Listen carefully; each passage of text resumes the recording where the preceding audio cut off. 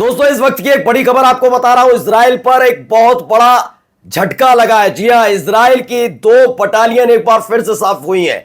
एक नहीं, दो बटालियन अलग अलग जगह गजा के अंदर इजराइल के सैनिकों पर तगड़ा हमला किया गया है। यह हमला ऐसे वक्त में किया गया है जब पहले से ही सीरिया को लेकर इजराइल बड़ा बुरी तरह से घिरा हुआ है। अमेरिका साथ छोड़ चुका है। अल जुलानी का कुछ पता नहीं चल रहा, वो तुर्की से अपने हथियार मंगा रहे हैं। और इन सब के बीच खबर निकल कर आ रही है कि ईरान ने अरब लड़ाकों को भेज दिए अपने हथियार। हूती लड़ाके लगातार इजराइल पर अटैक कर रहे हैं और तो और लेबनान भी एक बड़े अटैक की तैयारी कर रहा है। तो वही गजा की ताकत, हमास की ताकत किस कदर बढ़ चुकी है कि सिर्फ और सिर्फ 3 से 4 घंटे के भीतर 2 बटालियन इजराइल की साफ कर दी गई है। भारी नुकसान की खबर। और खबर सिर्फ इतनी नहीं है, खबर एक और है। खबर यह कि इजराइल के लोगों को अब भगाया जा रहा है। जी हां, अब इजरायली होना कैसे श्राप बन गया। मैं यहूदी नहीं कह रहा हूं, फिर सुनिए, इजरायली होना कैसे श्राप बन गया है, आज अपनी इस खबर में दिखाने जा रहा हूं। नमस्कार, मैं हूं प्रज्वल गौतम और आप देख रहे हैं टाइम्स एक्सप्रेस।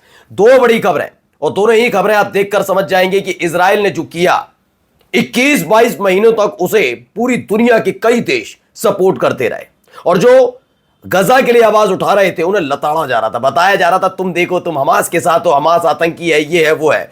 22 महीनों में, 21-22 महीनों में कैसे दुनिया बदली है आज आपको दिखाऊंगा।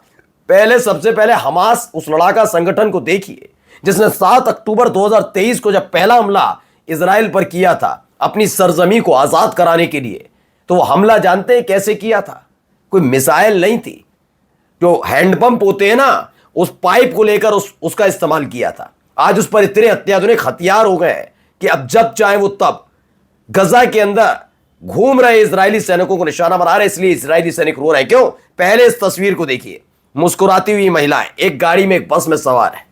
इसी बस में जो आर्मी का ट्रक बताया जाता है, इसी में सवार होकर इधर से उधर, उधर से इधर, इधर से उधर, उधर से इधर घूम रही थी। और हमास के नाम पर क्या किया जा रहा है? गजा के बच्चों को, गजा की महिलाओं को, गजा में बुजुर्गों को और तो और जो अस्पताल है, स्कूल है, उन्हें धराशायी किया जा रहा था। खबर निकल कर आई है ये सारी की सारी महिलाएं जो इजरायली सैनिक हैं, इन पर एक बड़ा हमला हुआ और इनकी मौत हो गई है। जी हां, बड़ी खबर।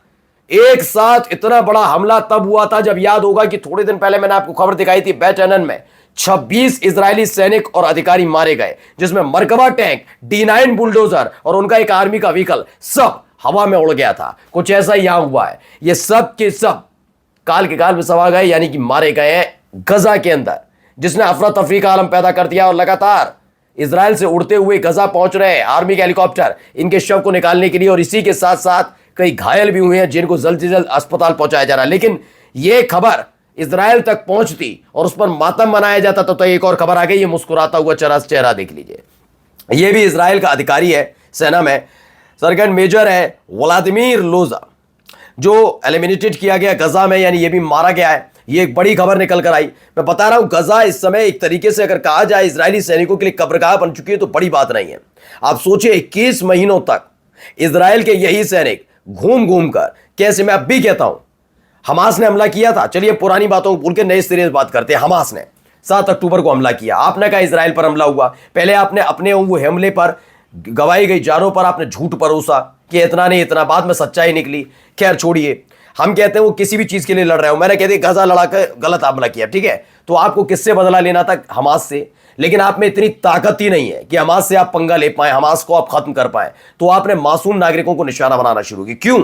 उसकी वजह जानते हैं? नहीं, फिलिस्तीनियों को खत्म करने के लिए नहीं, बल्कि इसलिए कि फिलिस्तीन के ये लोग खड़े होकर गजा के, हमास के खिलाफ खड़े हों और हमास को एक्सपोज करें कि यहां पर हमास के लड़ाके हैं, यहां हमास के लड़ाके हैं। अपने मुखबिर पैदा करना चाहते थे फिलिस्तीन के अंदर। लेकिन आप जानते हैं किस महीने की इस लड़ाई में फिलिस्तीन में गजा में इन्हें एक फिलिस्तीनी नहीं मिला जो इनका मुखबिर बन जाए और बताए कि हमास के ठिकाने का है। उल्टा क्या हुआ? इजराइल की सेना पर भारी पड़ रहा है। निपटा दिए गए भाई साहब ये भी। आइए दूसरी खबर दिखा रहा हूं, तीसरे। ये गजा के अंदर लगातार अपने साथियों के साथ मिलकर गजा के लोगों को निशान बना रहे, फिलिस्तीनियों को सोफे पर पसर कर बड़े स्टाइल में फोटो खिंचवा रहे थे। आखिरी फोटो है इनका। इसके बाद इनका कोई फोटो अब दूर दूर तक नजर नहीं आएगा। ये एक तस्वीर निकल कर आई। अब दिखाता हूं कुछ और तस्वीरें, खबरें, जो कैसे इजरायली होना पाप सा होता जा रहा है। पहले ये वीडियो देखिए। तो ये प्रोटेस्टर्स वहां पर पहुंचे हैं। सुलेमान अहमद ने इसे ट्वीट किया। ये जो समुद्री इलाका आप देख रहे हैं, ये ग्रीस का इलाका है। यहां क्या करना था, इजराइल के लोगों को यहां पहुंचना था। एक क्रूज शिप क्या होता है, एक शानदार एक शिप होता है जिसमें हर तरह की व्यवस्था होती है, खाने पीने रहने की, जाम छलकाए जाते हैं, डांस होता है, मस्ती, मतलब छुट्टियां मनाने के लिए, पानी समंदर में छुट्टियां मनाने का एक तरीका। ये क्रूज शिप चलकर कहा आना था ग्रीस में कुछ दिन इन इजरायलियों को रुकना था, मौज मस्ती करनी थी, फिर वापस लौटकर जाना था। लेकिन जैसे ही ग्रीस के लोगों को पता लगा, फिर सुनिएगा, ग्रीस के लोगों को पता लगा कि उनके देश में इजरायली छुट्टी मनाने के लिए आ रहे हैं, वैसे ही सारे के सारे इकट्ठा होकर पहुंच गए कि काम धंधा बाद में देखा जाएगा, पहले चलते हैं, पहले निपटा जाए इन लोगों से। जैसे ही वहां पहुंचे तो उन्होंने विरोध शुरू किया। देखिए, स्टॉप द जेनोसाइड इस वीडियो में आप देख रहे होंगे, और केवल पुरुष नहीं है, महिलाएं भी पहुंची हैं और भारी तादाद में इन्होंने विरोध किया। चलिए अगली खबर दिखाता हूं, इनकी भी हरकतें देखिएगा। अभी इतने चिड़चिड़ा गए कि भैया पैसा खर्च किया है, हमने ये सब किया है, तो उसके बाद उतरने तो दिया नहीं जा रहा ग्रीसमैन है, तो कैसी हरकतें कर रहा है देखिए। ये हूटिंग कर रहा है, जबकि इनको खुद सोचना चाहिए कि इनकी सरकार ने क्या किया है जिसकी वजह से इनकी फजीयत हो रही है। आप ये हूटिंग करके क्या पालेंगे, क्या ग्रीस में घुस पाएंगे? आप सोचिए, आपकी इंटरनेशनल फजीयत हो रही है कि आप इतना पैसा खर्च करके ग्रीस तक पहुंचते हैं और ग्रीस की सरजमी पर आपको उतरने नहीं दिया जाता। ये लताड़े जा रहे हैं। अब देखिए क्या हरकत कर रहे हैं, पहले देखिए इनको। तो पहल मीडिया है, उन्होंने बताया हजारों की संख्या में, हंड्रेड्स सैकड़ों की संख्या में इजरायली पहुंचते हैं मानो मैरीटाइम क्रूज के जरिए साइरोस ग्रीस के, जहां प्रो फिलिस्तीनी प्रोटेस्टर्स इनको रोक देते हैं कि ग्रीस में इनकी एंट्री पूरी तरह से बाधित है। उसके बाद ये चिड़चिड़ा कर वहां पर हल्ला मचाकर वहीं के ग्रीस के लोगों को उल्टा सीधा बोलने लगते हैं। अब आप सोचिए, दो तीन चीजें, सामने जो खड़े हैं वो फिलिस्तीनी नहीं है, वो क्या कर रहे हैं, वो ग्रीस के लोग हैं जो फिलिस्तीन के समर्थन में इजरायलियों को अपने देश में आने नहीं दे रहे। और ये लोग कौन है, ये इजरायली है, खुद मोर्चा संभाल रहे हैं। अब सोचिए, इजरायलियों से भरोसा किस कदर उठा है। कोई भरोसा नहीं करता इजरायलियों पर।